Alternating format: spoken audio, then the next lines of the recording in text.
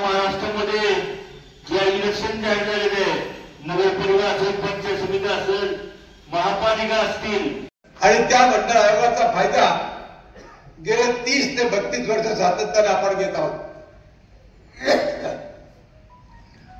परंतु एकच पर्व ओबीसी छत्रपती शिवाजी महाराज की जय, धर्मवीर संभाजी महाराज की जय, राष्ट्रपिता महात्मा ज्योतिराव फुले यांचा जय असो, भारतरत्न डॉक्टर बाबासाहेब आंबेडकरांचा जय असो। ऑक्टोबर रोजी बीडमध्ये होणाऱ्या महा एल्गार सभेसाठी, एल्गार महामेळाव्यासाठी आज इंदापूरमध्ये पांडुरंग शिंदे असतील, भागवानजी असतील, धोत्रे साहेब असतील, शिंदे साहेब असतील, ही सर्व मंडळींनी या ठिकाणी आज एक सभा घेतली आणि 17 तारखेला आपण कसं जायचं या संदर्भामध्ये यांनी नियोजन केलेले आहे। प्रचंड उत्साह या ठिकाणी आहे आणि सर्व मंडळी इथून 200 किलोमीटर जरी लांब असलं तरी मोठ्या उत्साहाने त्या ठिकाणी येणार आहेत। आणि या सर्वांचं मत आहे की हा जो हैदराबाद गॅजेट, हा काळा कायदा लागला 2 सप्टेंबरला लावला गेला, तो कुठल्याही परिस्थितीमध्ये कॅन्सल झाला पाहिजे। आदरणीय भुजबळ साहेब या मेळाव्याला मार्गदर्शन करणार आहेत। आज आम्ही मागच्या वेळेस एक तारीख डिक्लेअर केली होती, परंतु अतिवृष्टीमुळे बऱ्याचशा शेतकऱ्यांचं, सगळ्याच शेतकऱ्यांचं नुकसान झाल्यामुळे पुन्हा ही तारीख साहेबांनी कॅन्सल करून आज 17 ऑक्टोबर तारीख आपल्याला दिली आहे। आणि मला खात्री आहे आदरणीय भुजबळ साहेबांच्या अखत्यारीमध्ये, आदरणीय भुजबळ साहेबांच्या साथीमुळे हा काळा कायदा आहे, हा आम्ही रद्द केल्याशिवाय राहणार नाही याची आम्हाला पूर्णपणे खात्री आहे। वास्तविक पाहतात ओबीसी समाज खूप गरीब आहे, खूप दरिद्रहीन आहे, त्याच्यामध्ये आहे आणि या लोकांकडे सगळं असताना सुद्धा बळजबरीने आमच्या ताटामध्ये घुसून आम्हाला मिळालेली चतकूर भाकर ही ओढत आहेत, काढत आहेत, हे कधी आम्ही खपून घेणार नाही। आणि आदरणीय भुजबळ साहेब या सर्वांवर निश्चितपणे तोडगा काढतील आणि पुन्हा एकदा ओबीसीचा जय जयकार सर्व महाराष्ट्रात होईल याची मी आपल्याला खात्री देतो। आज या इंदापूर या ठिकाणी उद्याच्या 17 तारखेला आदरणीय आमचे सर्वांचे नेते आदरणीय भुजबळ साहेबांच्या नेतृत्वाखाली बीडला महामेळाव्याचं आयोजन होत असताना त्या आयोजनाच्या संदर्भात या ठिकाणी इंदापूर तालुक्याची एक बैठक आयोजित केली होती। त्या बैठकीला बापूसाहेब भुजबळांची उपस्थिती लागली।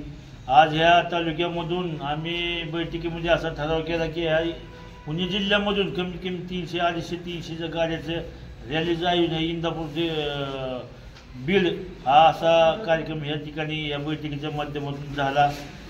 आज गेली 2 वर्ष ह्या महाराष्ट्रामध्ये मराठा समाजाच्या माध्यमातून या ओबीसीच्या आरक्षणाचा हक्क, आम्हाला ओबीसीतलं आरक्षण पाहिजे म्हणून हा हताश ह्या मराठा समाजाने केलेला आहे।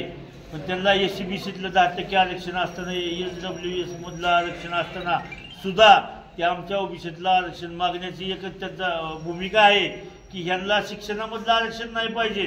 त्यांना उद्या येणाऱ्या जिल्हा परिषद असतील, पंचायत समिती असतील, नगरपालिका असतील, महानगरपालिका असतील, यामध्ये ओबीसीला 376 जातींना ह्या आरक्षणाच्या माध्यमातून जे फायदे होतात, पदं मिळतात, नगरसेवक असेल, जिल्हा परिषद सदस्य असेल, पंचायत समिती असेल, महापौर असेल, हे पद फक्त ओबीसीला जाऊन आम्हालाच पाहिजे म्हणून हा आता मराठा समाजाला धरून गेली 2 वर्ष ह्या ओबीसीच्या विरोधात ह्यांनी लढा उभा केला आहे।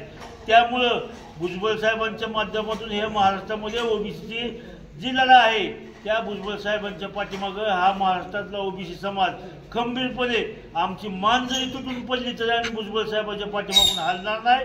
आणि ह्या ओबीसीची लढाई ही आम्ही जिवंत असेपर्यंत ह्या भुजबळ साहेबांच्या नेतृत्वाखाली ओबीसीची लढाई लढणार आहे।